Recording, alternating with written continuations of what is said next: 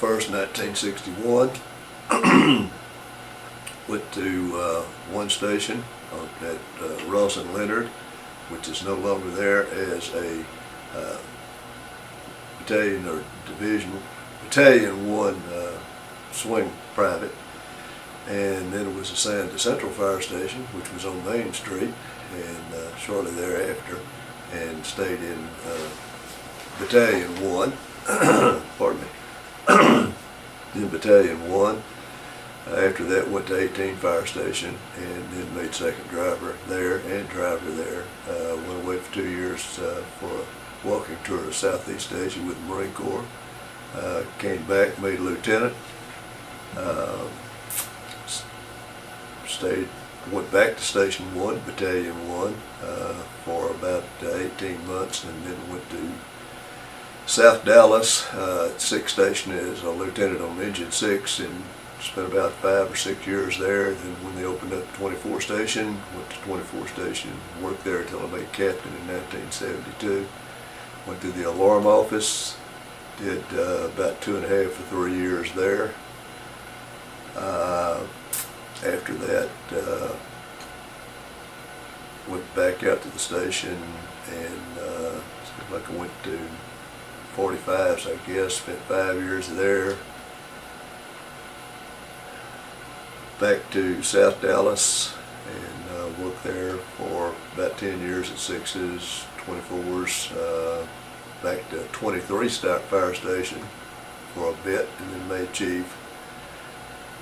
Went to training, did a couple of years in training, in-service training at the time, and that was on a 24-hour shift, and then did some time in staff downtown in training, then went to communications again, spent a couple of years, 2 or 3 years there. Back out to the field, worked in various battalions, 5, 9, was transferred, went back to, was a safety officer for a small stretch, and then went back to 9 district, and then back to 3 district, and I've been in 3 district now since running out of 8 stations since end of 1988. And you made chief in what year? In 1981. 1981. Yeah. And been running out of Station 8, 3 district chief since 88. Right. So your time in East Dallas, to the best of my knowledge, there's not a lot of chiefs around that have had as much experience with balloon frame construction and fires in those buildings as you have. And we've talked about that together quite a bit. Can you tell me about a particular fire in a blue frame house that really was a difficult fire for you to fight, and tell us about it, and tell us what made it difficult?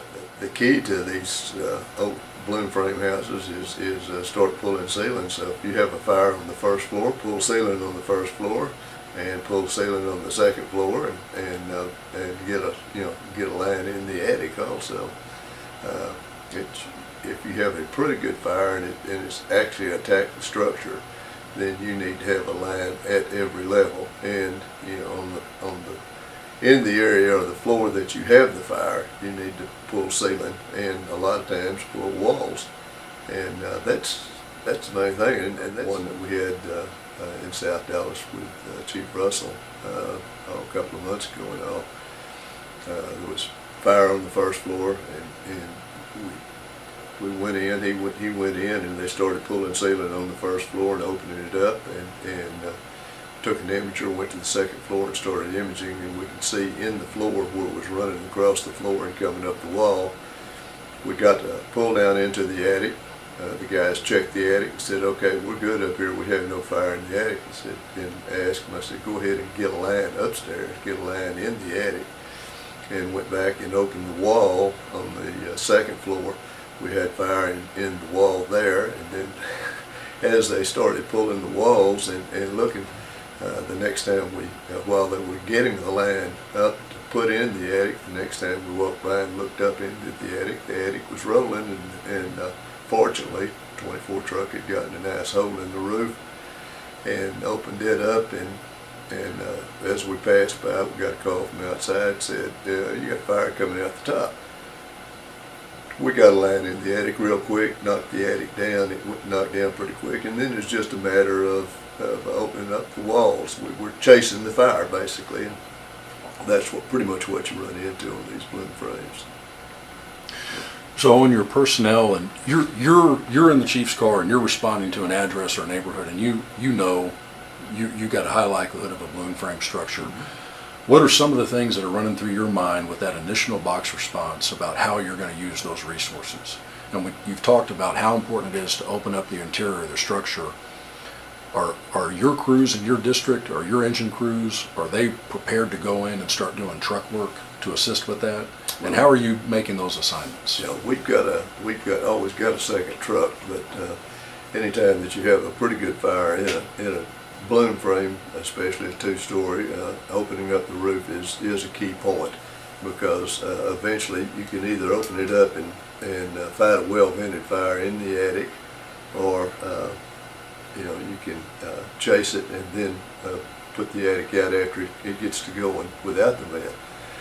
But as far as line placement, no, you've still got to, you can overkill it, but the main thing about it, go in, get you knocked down, and pretty much have to chase it. Go ahead and get your cutoff lines, get a line upstairs and all.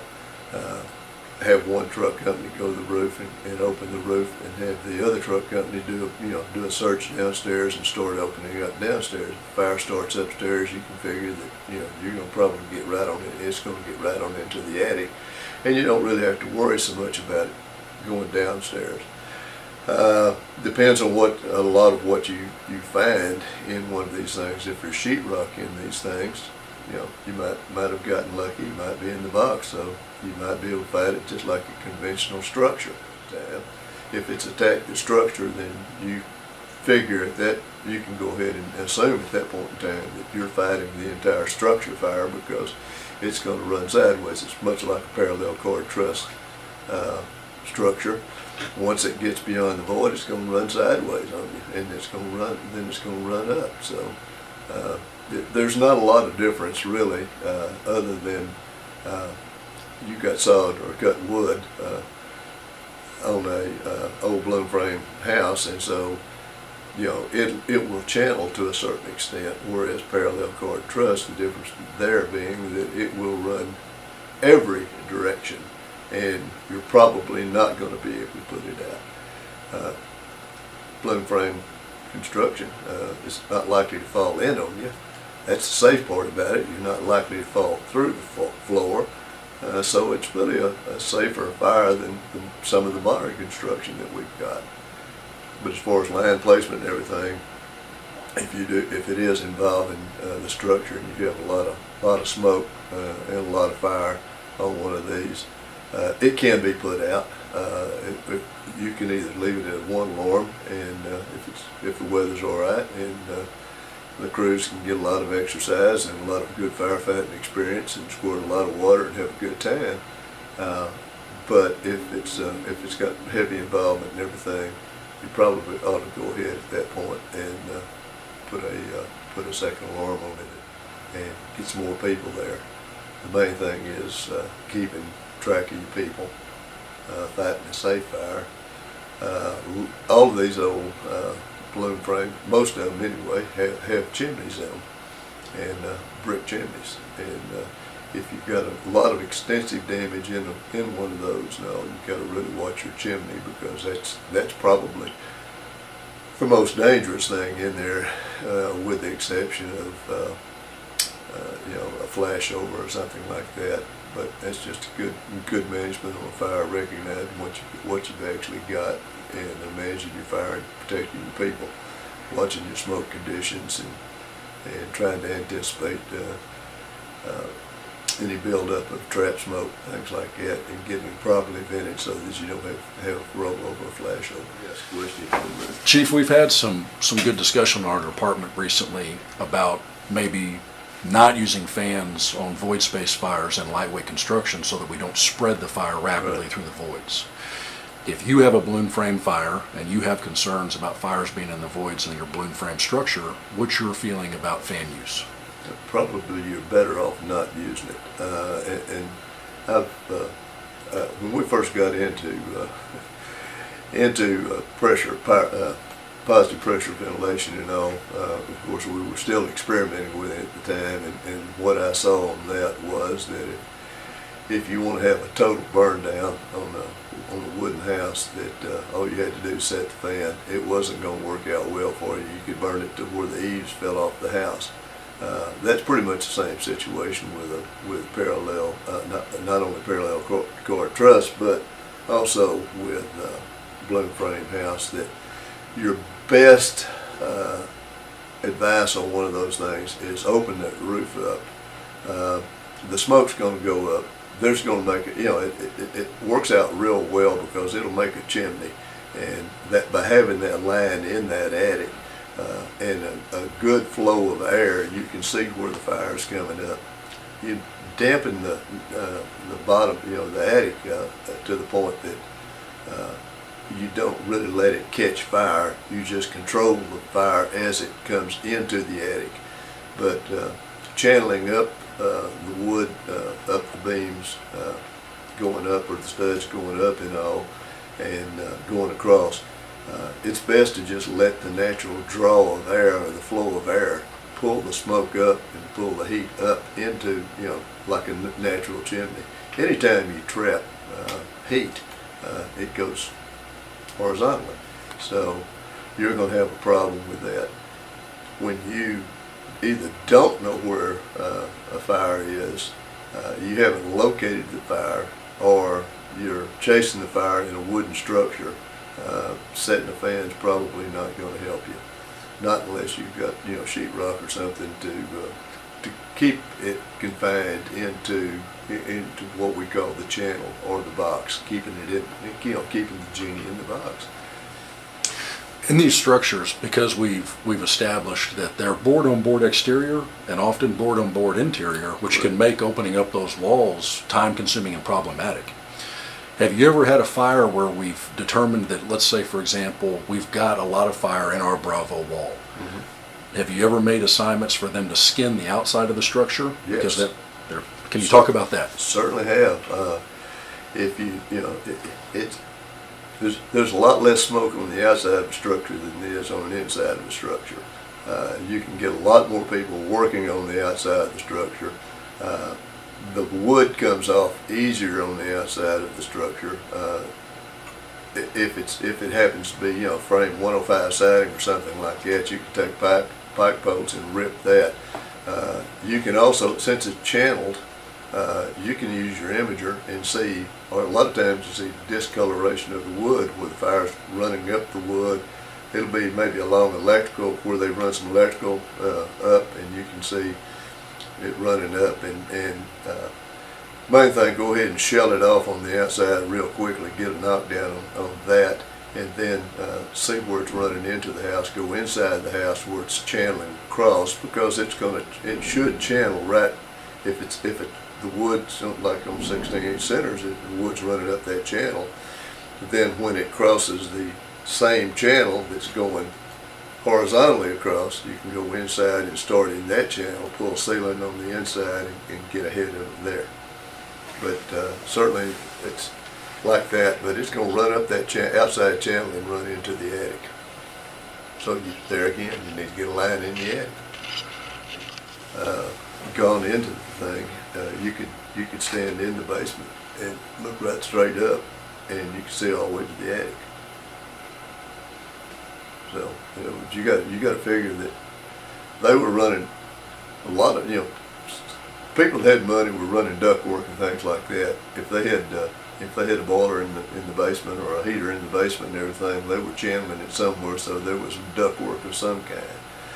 And a lot of times it ran up maybe a straight chute right straight into the attic. So you could have a basement fire, and you roll up and have a lot of fire, a lot of smoke or fire coming out the top of the thing, and get inside and get involved, and then figure out that all of a sudden you've got smoke coming up from here and smoke coming up from there, and you've got a pretty good basement fire going beneath you.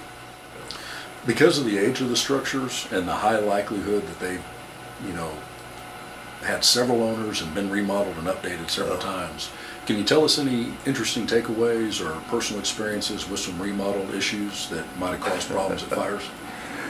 Yeah, there's a lot of problems. Anytime remodeling, it's not just necessarily confined to a balloon frame structure, but anytime you've got a remodel, somebody's done something. A lot of these old balloon frames were cut up into apartment houses a long time ago. As the years progressed and the family, as maybe the wealth declined and ownership changed, a lot of them were turned into apartment houses, especially in Old East Dallas. A lot of them were turned into apartment houses and all. A lot of remodels where stairs were shut down, maybe different stairs were shut off, or closets were put in, or even rooms were subdivided and all. You could have problems with those. That was not uncommon.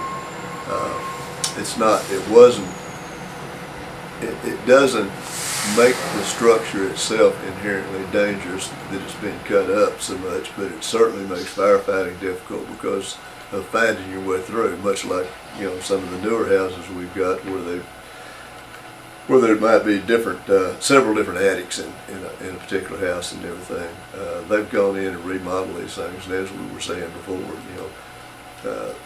where they've gone from coal chutes and ductwork in an older type situation where they didn't have air conditioning, but they might have had steam heat or might have had some sort of ductwork in there to push the warmer air through the house, something like that. They've gone in and refitted them with central heat and air, and gone in and hung ductwork. Other things that you run into in old remodeled balloon frame houses, other than being divided into apartments, and you could put 8 different apartments in some of these old houses that just in the second floor.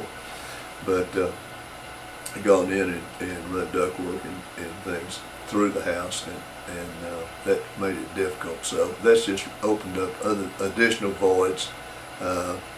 Some parts might have sheetrock, some parts might not.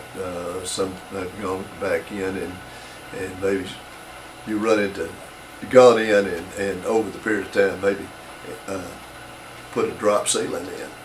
On a lot of them, you'll run into that in some of these, especially if something has been converted to an office rather than, and you run into that perhaps down in Uptown, where you've still got some old remaining 2-story balloon frames down there, where they've gone in and maybe stuck a law office in or something like that, or a real estate office down there, and they've gone in and put a drop ceiling. You have a fire downstairs, and you've got a drop ceiling, so you've got one ceiling to pull, and then you've got a 10 and 12-foot ceiling with shiplap under that, or air conditioning duct running there. The later air conditioning duct, perhaps the wire wrapped air conditioning duct, you go in thinking you're fighting just a balloon frame house, but you're not. You're actually fighting a more modern structure that has sheetrock in it. Pull that, and you've got air conditioning wire coming down on you, but you've still got the inherent voids that come along with a parallel car truss construction, and it's going to get hot, it's going to get smoky, and you're going to find yourself, fighting really 2 kinds of fires. You're going to need lots of help, and you need to rotate your crews pretty regularly. So one of the things that you made me think of when we talk about how these structures, a lot of times their current use was not their original use, right. Whether it's multifamily, whether it's a business. So I'm thinking to myself, as officers, when we make our size ups, we need to be aware of what's our available parking, how many mailboxes are on the structure, is there a placard, is it a business now and not a residence, does that change my rescue profile? Or are there some other things, other observations you're making along those lines? That, I think those are very good points. Like I was saying, I think the main thing on this type structure, or any type structure, is not getting too big of a hurry. Take advantage of your size up to do a walk around and observe and see the different things that you can see. The exterior stairwell is an interesting conversation. I know that the structure directly across the street from 17's fire station, their stairwell on the back of the structure, on the exterior, is the only avenue to the units upstairs. You will not get to the upstairs units from an interior stairwell. Right, and that's a lot of, especially when they divide them off to apartment houses and things like that. There's a lot of them where there is no interior access to the second story. But we don't really, in these old houses like that, we don't have the advantage that we've got in commercial structures and other things like that, where we can go in and do a good digital sandbox on one, a good walkthrough on the things and all. So it's pretty much one of those things that we have to make a good size up, make good professional judgment, slow down and take advantage of our knowledge and the knowledge of some of the guys that have been in the district for a while, whether they're an officer or whether the tailboard guy. These tailboard guys have fought a lot of fire and they know a lot about it. And a lot of times they say, well, I've been here before. So there's a lot of knowledge out there in the field, especially guys that have been in a district for quite a while. Yes, sir. What has your time as a Dallas firefighter and your career on this department, what has that meant to you? Oh, it was an accident that I got this job. Pretty much, it's like everything else. We sometimes don't pick our career. Sometimes our career picks us. And as I like to joke, I made a career decision a long time ago. I gave up a great paper route for this job, and but that's it's partially true, partially not so true. But that's pretty much where I came from. I came from summer jobs in high school and all, into this job where I had to come home from college and support my family. So the fireman across the street told me the fire department's hiring. You better get your butt down there and go to work, boy. And so I really did go pretty much from a paper route to the Dallas Fire Department. But it's one of those jobs that's been very, very good to me. I didn't choose the career. I found the career. Once I got into it, I fell in love with it, and that's pretty much where I am. I love the job. I could have walked away from this thing a long time ago, and there's a lot of people that have walked away from it. A lot of people walk away from the job and they look forward to retiring. If you love what you're doing, as they say, you've never worked a day in your life. And I can't believe it.